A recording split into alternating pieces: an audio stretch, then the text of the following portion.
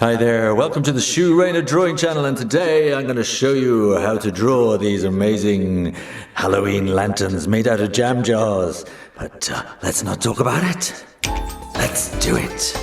Well, I'm going to use a little dumpy jam jar like this, and what we need to do to start off with is get a piece of scrap paper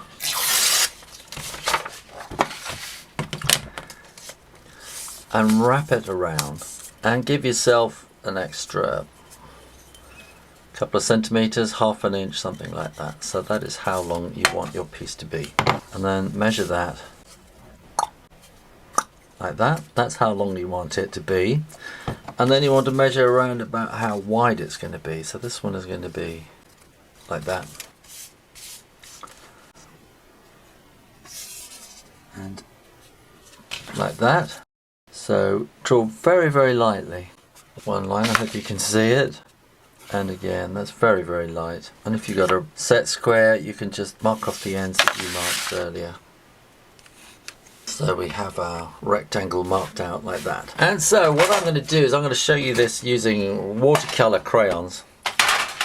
You can use watercolor, you can use markers, you can just use crayon, whatever you like. But I just want to show you a technique with this as well, so I'm kind of killing two birds with one stone.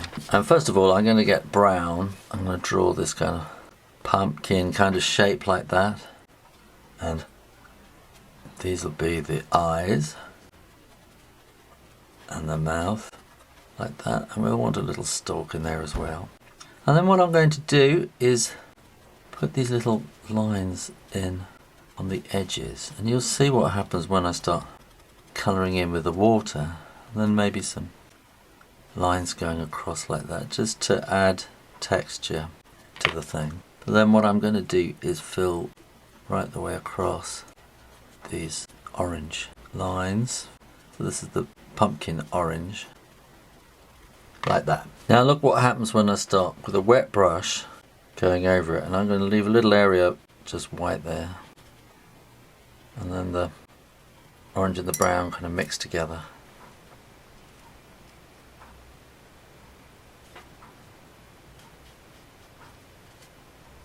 There! Now what I'm going to do is draw in here bats. And if you want to know how to draw these bats, I'm going to do them a bit slower on Draw Stuff Real Easy, and I'll put a little link to it. So here, this is just to kind of show you something just slightly different. It's a very long, wide picture, this one. So just erase the pencil lines on that. And then I'm going to get this nice bright blue, and I'm going to draw lines right the way across.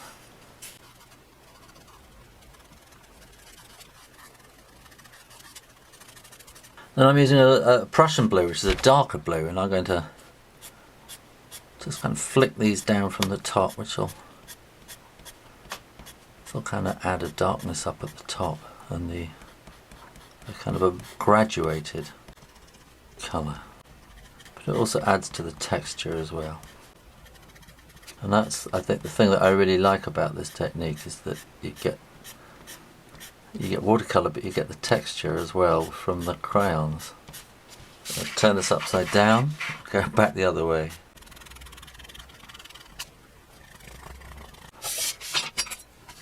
Now look what happens when you wash water all over the top of the drawing. You get this beautiful blue background, but you also get a gorgeous crayon texture with the cross-hatching effect as well.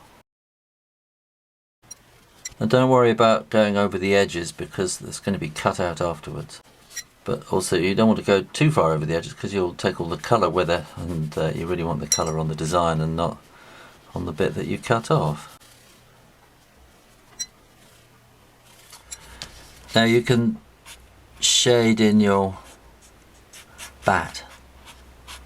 I'm using marker pen, but you could use Indian ink, or again you can use pencil, crayon, whatever you've got to hand. It doesn't matter, you don't have to do exactly what I do. Just have a look around, see what you got.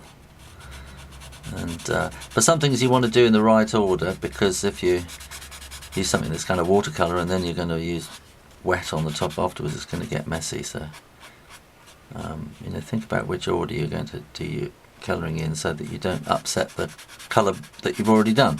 Does that make sense? So this is giving us a lovely bat silhouette.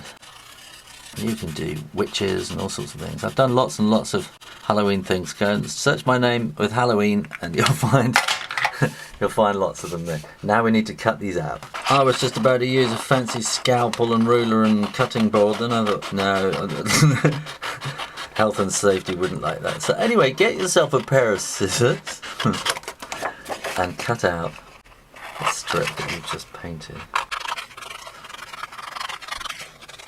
And of course you're going to want some glue. In this country we all kind of use Pritt stick.